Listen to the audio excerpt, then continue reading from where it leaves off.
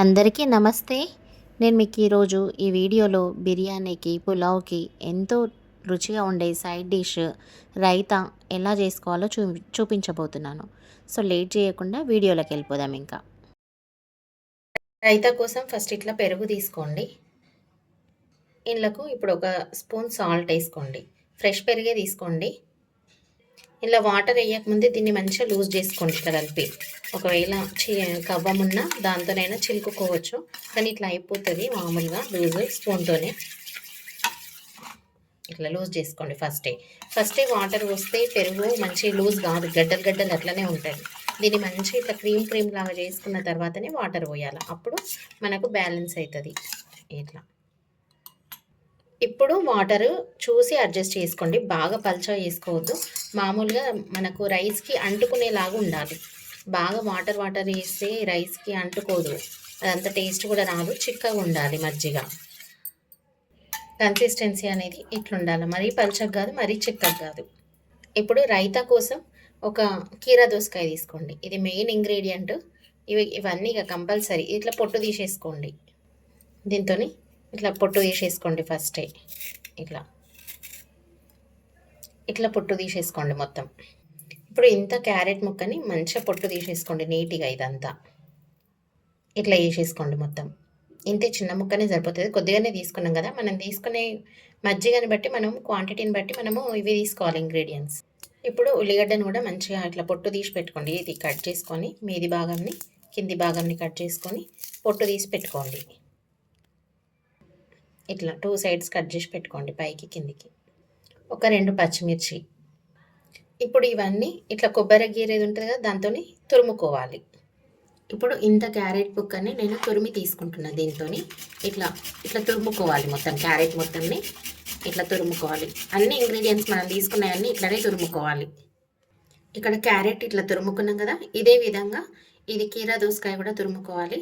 ఇది హాఫే తీసుకుందాము, ఎందుకంటే మనం పెరుగు తీసుకునేది తక్కువనే కాబట్టి ఒక హాఫ్ అయితే సరిపోతుంది. కానీ ఇది మెయిన్ ఇంగ్రీడియంట్, ఇది వేసుకోవడం వల్ల మంచి టేస్ట్ వస్తుంది రైతా. ఒకసారి మీరు ట్రై చేయండి కంపల్సరీ. కీరా దోసకాయని కూడా ఇట్లా తురిమేసుకున్నాను. ఇట్లనే తురుముకోండి మీరు కూడా.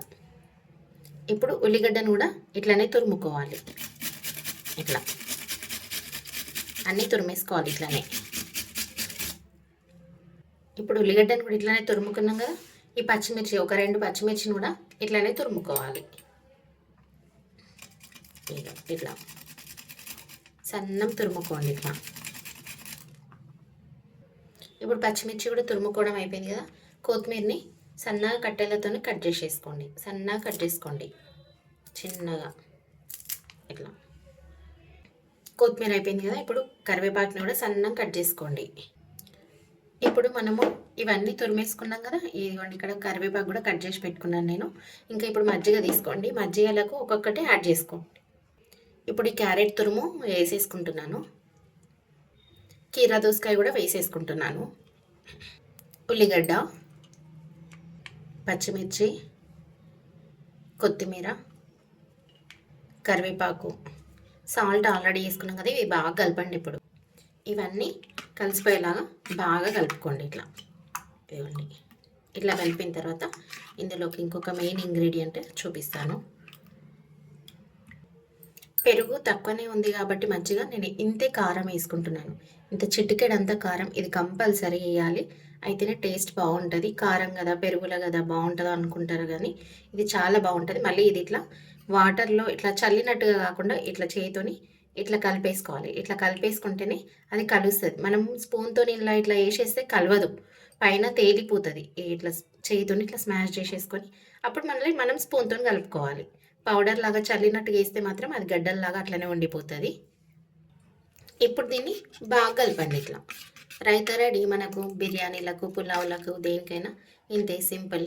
ఒకసారి మీరు కూడా ట్రై చేసి మీకు కూడా ఎలా వచ్చిందో కామెంట్ చేయండి. చాలా చాలా బాగుంటుంది ఫ్రెండ్స్. ఇది రైతాలకి కానీ, బిర్యానీలకు కానీ, పులావులకు కానీ, దేనికైనా సూపర్. ఇంకా ఒకసారి మీరు కూడా ట్రై చేసేయండి ఫ్రెండ్స్. ఓకే ఫ్రెండ్స్, మీకు ఒకవేళ ఈ వీడియో నచ్చినట్టయితే వీడియోని అయితే లైక్ చేయండి, ఫ్యామిలీ అండ్ ఫ్రెండ్స్కి షేర్ చేయండి, మా ఛానల్ని అయితే సబ్స్క్రైబ్ చేసుకోండి మరిన్ని రెసిపీస్ కోసం. Okay friends, thanks for watching my video.